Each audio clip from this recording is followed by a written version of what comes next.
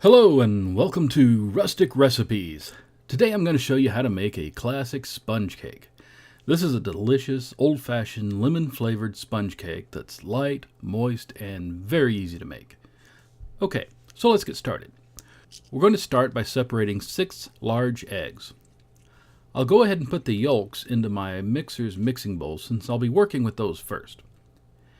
Then I'm going to go ahead and juice 1 lemon and grate the rind from half of the lemon.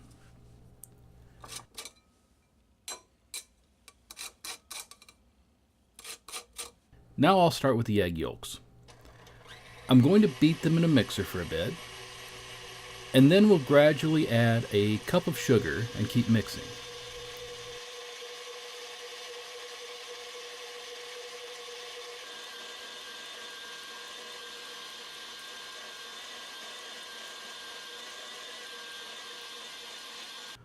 Once all the sugar's in, be sure to stop the mixer and scrape down the sides with a spatula so you can make sure all the sugar gets incorporated.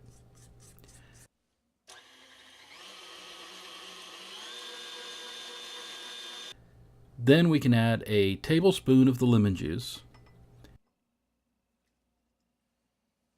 and the lemon rind and mix that in.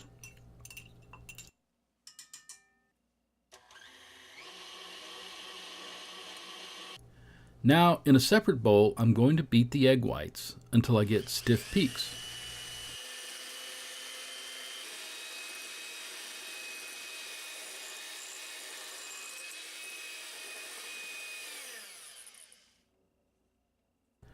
Got soft peaks there, so keep going.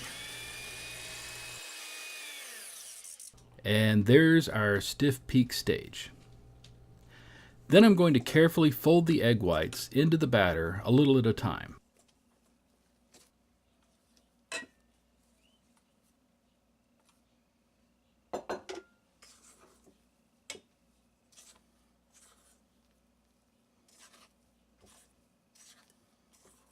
Then we're going to carefully fold in a cup of flour, and I'm doing it a half a cup at a time.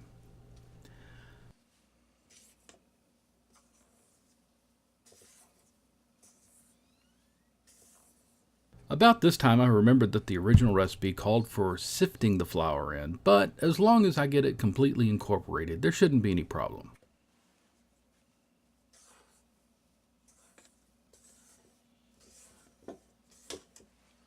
Then we'll mix in a 1/4 teaspoon of salt.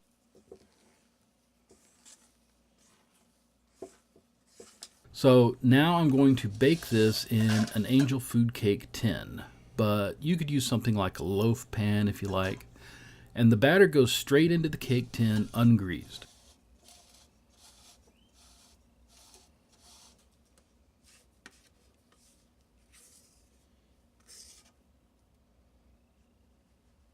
Then it's going to go into what the original recipe refers to as a slow oven, and for us that's going to be 300 to 325 degrees Fahrenheit.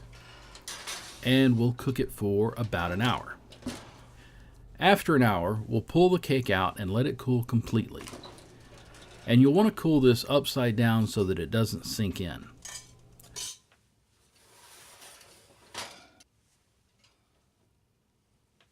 A lot of new angel food cake tins have feet on the top, so you can just tip it over on those feet and let it cool. But mine's a little bit old, so it doesn't have those. Fortunately, I have this little sake bottle that does the trick nicely. It's short and squat, so it has a low center of gravity, and as an extra bonus, it comes with sake in it.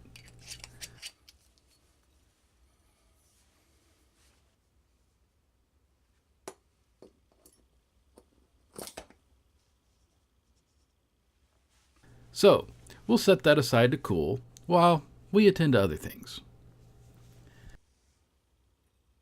After the cake is cooled down, we'll take a long thin knife and run it around the outside of the tin to loosen up the cake.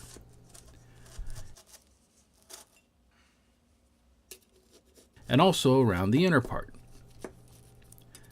Then we can pull the cake out of the ring and run a knife under the bottom of the cake and then we can transfer it onto our serving tray. And if you want, you can ice this or cover it with berries or anything you like, really. If you're going to ice it, though, I'd suggest using a thin icing that you could pour over the cake rather than something thick you'd have to spread.